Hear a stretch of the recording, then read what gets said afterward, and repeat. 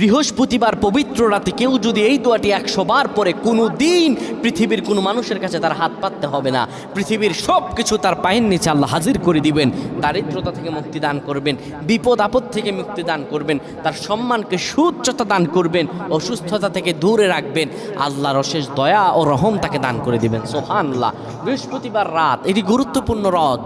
এই রাত সপ্তাহে একদিন আসে। আরবিতে রাত আগে আসে, দিন পরে আসে। সুতরাং বৃহস্পতিবারের যে দিন গিয়ে রাত, এটি বৃহস্পতিবার রাত নয়, এটি শুক্রবারের রাত, এটি জুমাবারের রাত, এটি দোয়া কবুলের রাত, আল্লাহর কাছাকাছি হওয়ার রাত। সুবহানাল্লাহ। এই বৃহস্পতিবার রাত আল্লাহ তাআলা বান্দার দোয়া কবুল করেন।